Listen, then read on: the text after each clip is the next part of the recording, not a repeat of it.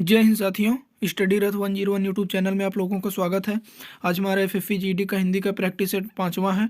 तो इस practice set को आप लोग ध्यान से करिएगा और आप लोगों को कितने प्रश्न सही हुए हैं कमेंट करके बताइएगा। और अगर आप लोग चैनल पर नए हैं तो चैनल को सब्सक्राइब कर लीजिए, क्योंकि हम हर रोज़ एक हिंदी का प्रैक्टिस सेट लाते हैं जो कि आपके एग्ज़ाम के लिए काफ़ी यूजफुल रहेगा।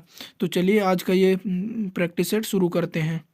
तो ये है हमारा पहला क्वेश्चन जो कि वर्तनी से है। आप लोग देखिए, इसमें बोला है कि किसकी वर्तनी शुद्ध है, यानी शुद्ध शब्द हमें छांटना है, तो मतलब ये वर्तनी का ही है। तो इन चारों में से देखिए, इसकी वर्तनी गलत है, ये भी गलत है, ये भी गलत है और ये सही है। शुद्ध शब्द होता है भागीरथी और एक शब्द होता है भगीरथ। भगीरथ एक शब्द होता है भगीरथ और एक होता है भागीरथी। भागीरथी गंगा माँ का पर्यायवाची है और ये भगीरथ थे जो कि गंगा मैया को धरती पर लाने के लिए तपस्या किए थे। तो इन दोनों की वर्तनी आप लोग याद रखिएगा, भगीरथ और भागीरथी। तो ये था हमारा पहला क्वेश्चन। अब चलते हैं अपने अगले क्वेश्चन पर। अगला क्वेश्चन हमारा विलोम शब्द हमें इसमें बताना है, हमें निषिद्ध का विलोम बताना है। तो इन चारों में से देखिए, निषिद्ध का विलोम क्या होता है। तो निषिद्ध का विलोम होता है विहित। निषिद्ध का विलोम होता है विहित। आप लोग इसमें कंफ्यूज हो सकते हैं, तो सिद्ध नहीं होता, का विलोम होता है असिद्ध। ठीक है, और निषिद्ध का विलोम होता है विहित। तो इसका राइट आंसर है विहित। कठोर का विलोम हो जाएगा कोमल, आद्रित का विलोम हो जाएगा निराद्रित, सिद्ध का विलोम हो जाएगा असिद्ध, लेकिन निसिद्ध का विलोम होता है विहित। तो इसका राइट आंसर है विहित। ये हमारा दूसरा क्वेश्चन था। चलते हैं अगले क्वेश्चन में। ये रहा हमारा तीसरा क्वेश्चन आज का। ये बोला है कि ये अनेक शब्दों के लिए एक शब्द से है कि जिसे उचित उत्तर तत्काल सूझ जाए, जिसे उचित उत्तर तत्काल सूझ जाए उसे हम कहते हैं प्रत्युत्पन्नमति। ये याद रखिएगा आप लोग, वर्तनी में भी पूछा जा सकता है और अनेक शब्दों के लिए एक शब्द में भी पूछ सकता है कि जिसे उचित उत्तर तत्काल सूझ जाए, प्रत्युत्पन्नमति। और ये सभी गलत हैं। चलते हैं अगले क्वेश्चन पर। अगला क्वेश्चन हमारा चौथा क्वेश्चन है। इसमें विलोम शब्द से है, सहज का विलोम पूछा है। तो सहज का मतलब होता है सरल। ठीक है, तो सरल का विलोम क्या हो जाएगा, कठिन। तो इसमें सहज का विलोम है कठिन। कठिन राइट आंसर है। कठोर का विलोम हो जाएगा कोमल, शुष्क का विलोम हो जाएगा आर्द्र और कर्कश का विलोम हो जाएगा मधुर। जैसे आप लोग हमेशा से सुनते हैं कि कौवे की वाणी कर्कश होती है और कोयल की मधुर होती है, यानी कर्कश का विलोम होता है मधुर, शुष्क का विलोम होता है आर्द्र। ये होता है आर्द्र शुष्क का विलोम, और कठोर का विलोम हो जाएगा कोमल। ये हमारा चौथा क्वेश्चन था, तो इसका राइट आंसर ऑप्शन नंबर 4। अब चलते हैं अपने अगले क्वेश्चन पर। देखिए, ये हमारा 5वां क्वेश्चन है।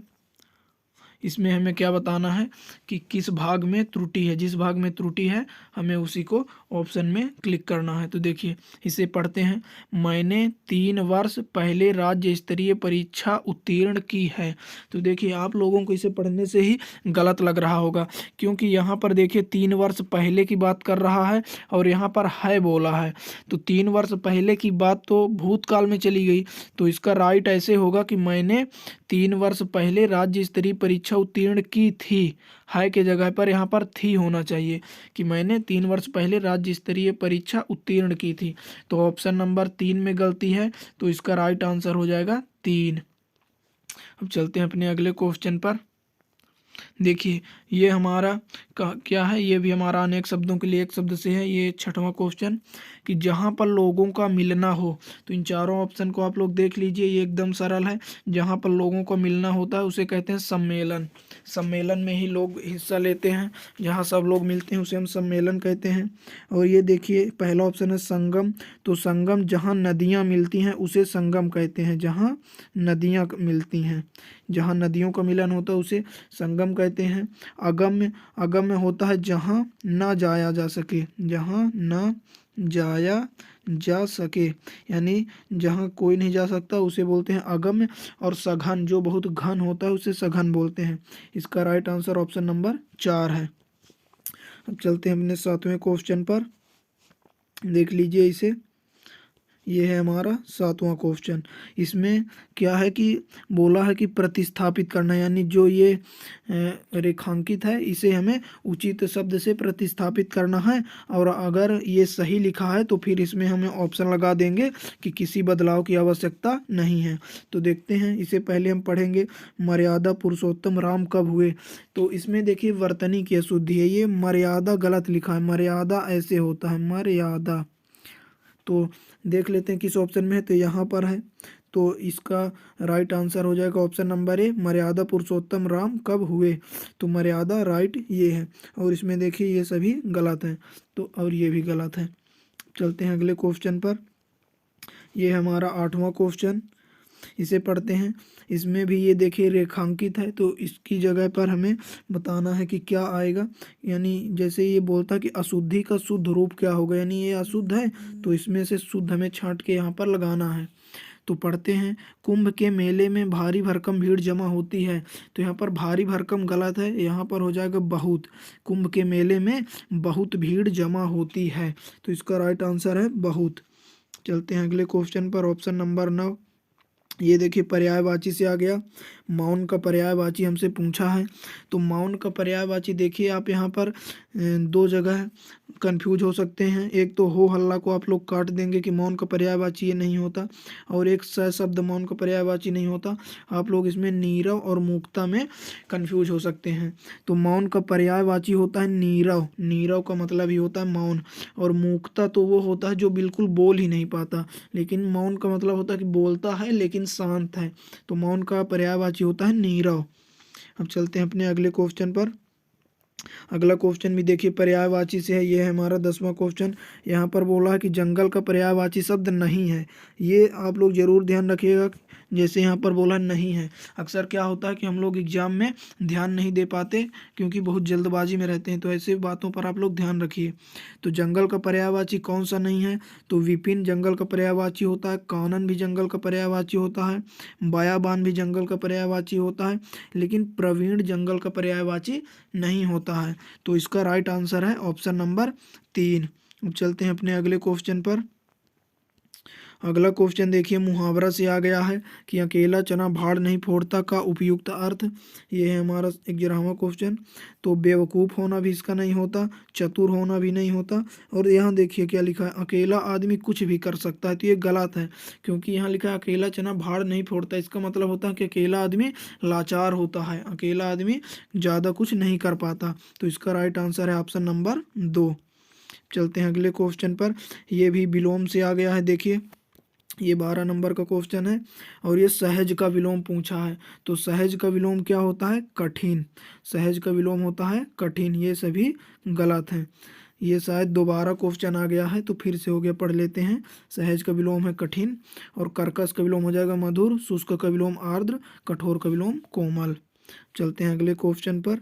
ये देखिए शुद्ध वर्तनी से है, इस वर्तनी को आप लोग ध्यान रखिएगा, इसमें आप लोग कंफ्यूज हो सकते हैं। देखिए हमसे इसमें सही वर्तनी पूछा है, तो इन दो ऑप्शंस को तो आप देखते ही काट देंगे, नाकद और नागद को। अब आ गया नकद और नगद, तो सही शब्द होता है नकद, नगद गलत होता है। हम लोग अक्सर नगद बोलते होंगे, लेकिन नकद राइट होता है, नकद ही बोलना चाहिए, आप लोग भी नकद बोला करिए। तो इसका राइट आंसर है ऑप्शन नंबर ए। अब चलते हैं अगले क्वेश्चन पर। अगला देखिए किससे है, अगला भी अनेक शब्दों के लिए एक शब्द से है कि निर्मूल, निर्मूल शब्द के लिए उपयुक्त वाक्यांश। तो इसका राइट आंसर है ऑप्शन नंबर ए, जिसका मूल नहीं है वही होता है निर्मूल, और जिसका मोल नहीं है वो होता है अनमोल। इसमें आप लोग कंफ्यूज नहीं रहिएगा, जिसका मोल नहीं है वो है अनमोल, और जिसका मूल नहीं है निर्मूल। और ये देखिए जिसका मूल्य नहीं है वो हो जाएगा अमूल्य, अमूल्य। जिसका मूल नहीं है अमूल्य, और जिसका मूल है वो होता है समूल, जिसका मूल है वो हो जाएगा समूल, ठीक है। और निर्मूल हो जाएगा जिसका मूल्य नहीं, मूल नहीं है। तो ये ऑप्शन नंबर ए इसका राइट आंसर है।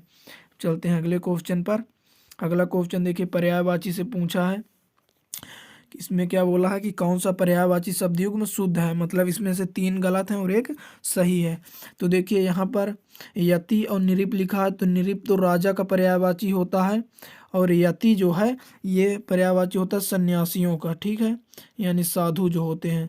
तो ये देखिए दोनों गलत हैं, एक दूसरे के पर्यायवाची नहीं है, तो ऑप्शन नंबर 1 गलत हो गया। यति जो है ये सन्यासिक पर्यायवाची होता है, और सन्यासी कैसे लिखा जाता है आप लोग इसकी वर्तनी ध्यान रखिएगा, पूछ लेता है एग्जाम में। सा के ऊपर बिंदी होती है और फिर ये न्यासी, तो ये होता है सन्यासी, ये इसकी सही वर्तनी है। सा के ऊपर बिंदी का आप लोग ध्यान रखिएगा। फिर अगले को ऑप्शन पर चलें तो सिंह होता है शेर का पर्यायवाची और व्याघ्र भी शेर का पर्यायवाची है, तो ये इसका राइट आंसर है ऑप्शन नंबर 2। ऑप्शन 3 में देखेंगे क्या गलती है, तो सोना तो आप लोगों को पता है गोल्ड होता है और भानु भानु सूर्य का पर्यायवाची होता है, इसलिए ये भी गलत है। और चौथे में देखेंगे तो नारी नारी स्त्री का पर्यायवाची होता है और रम्य रम्य होता है मनोहर मनभावन, तो ये दोनों भी एक दूसरे के पर्यायवाची नहीं, तो ये भी गलत हो गया। तो राइट आंसर है ऑप्शन नंबर 2। अब देखते हैं अगला क्वेश्चन, यहाँ पर देख लीजिए आप लोग, इसे पढ़िए। ये हमारा 17 नंबर का क्वेश्चन है, अपने परिवार के मान सम्मान का ध्यान रखना चाहिए। तो यहाँ पर देखिए क्या किसी बदलाव की आवश्यकता इसमें आप लोगों को नज़र आ रही है? अगर हम ये रखेंगे तब भी गलत हो जाएगा।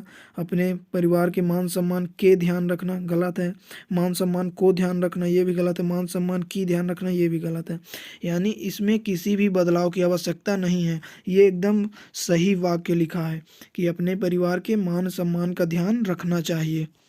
चलते हैं अगले क्वेश्चन पर। अगला क्वेश्चन देखिए, इसमें बोला है कि वाक्य के किस भाग में त्रुटि है, हमें वो भाग ज्ञात करना है। ठीक है, ये 18वां क्वेश्चन है, तो इसे हम लोग पढ़ेंगे। भारत में अनेक भाषाएं बोली जाती हैं। आप लोगों को ये पढ़ने से सही लगता होगा, लेकिन सिर्फ पढ़ने से नहीं, हमें इसे देखना भी है कि क्या कहीं वर्तनी में तो अशुद्धि नहीं है। तो आप लोग जब इस भाषाएं को देखेंगे तो इसकी वर्तनी अशुद्ध है, तो हमारा इसका राइट आंसर हो जाएगा ऑप्शन नंबर 2। इसी भाग में अशुद्धि है, हमें वही अशुद्धि वाला पार्ट छांटना था। भाषा होती है और भाषा का बहुवचन होता है भाषाएं, भाषाएं ऐसे लिखा जाता है ना कि ऐसे, तो ये गलत थी वर्तनी, इसलिए ऑप्शन नंबर 2 इसका सही जवाब है। चलते हैं अगले क्वेश्चन पर। अगला क्वेश्चन मुहावरा से पूछ लिया है, 19 नंबर का क्वेश्चन है। बोला है कि रोब ना रह जाना किस मुहावरे का अर्थ है। तो देखिए हवा उड़ना, हवा उड़ना मुहावरे का अर्थ होता है कि जैसे कोई अफवाह उड़ती है तो उसी को बोल देते हैं हवा उड़ना। तो हवा उड़ना मुहावरे का अर्थ हो जाएगा अफवाह उड़ना, अफवाह उड़ना या अफवाह फैलना। ठीक है, तो हवा उड़ना हो गया अफवाह फैलना। और फिर हवा का रंग देखना, हवा का रंग देखना या रुख देखना वो होता है कि जैसे हम हवा का रुख देखकर कोई काम करें, जैसे एसएससी जीडी ज़्यादा फॉर्म है, मतलब मेहनत ज़्यादा करनी पड़ेगी, यानी हवा का रंग देखकर काम करें। और हवा उखड़ना, तो हवा उखड़ना का मतलब ही होता है कि रोब ना रह जाना। और चौथा ऑप्शन है हवा के घोड़े पर सवार होना, हवा के घोड़े पर सवार होना मतलब बहुत जल्दी में होना, तो इसका राइट आंसर ऑप्शन नंबर 3 है। अब चलते हैं अपने अगले क्वेश्चन पर।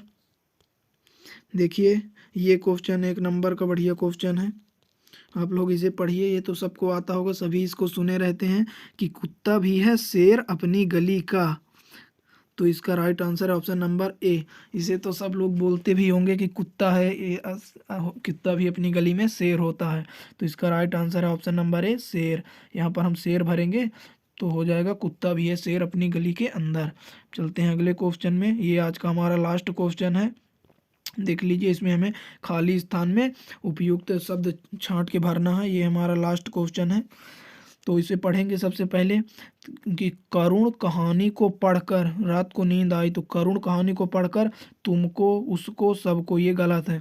करुण मतलब होता है थोड़ी जो दयावान कहानियाँ होती हैं, तो करुण कहानी को पढ़कर मुझको रात को नींद आई, तो इसका राइट आंसर है ऑप्शन नंबर ए मुझको। उम्मीद है आप लोगों को ये प्रैक्टिस सेट आज का अच्छा लगा होगा, आप लोग ऐसे ही प्रैक्टिस करिए, क्योंकि एसएससी जीडी के एग्ज़ाम में क्या है कि सबसे ज़्यादा इम्पोर्टेंट हिंदी के लिए प्रैक्टिस ही है, क्योंकि इसमें ज़्यादा कुछ पढ़ने लायक हिंदी में रहता नहीं है, ये हमारी बेसिक समझ से ही क्वेश्चन बनते हैं, तो इसके लिए प्रैक्टिस सबसे इम्पोर्टेंट रहती है। और मैं रोज़ प्रैक्टिस कराता हूँ, एक प्रैक्टिस सेट हिंदी का लाता हूँ, तो आप लोग हमारे चैनल को सब्सक्राइब कर लीजिए। फिर से मिलेंगे नेक्स्ट वीडियो में, तब तक के लिए धन्यवाद, जय हिंद।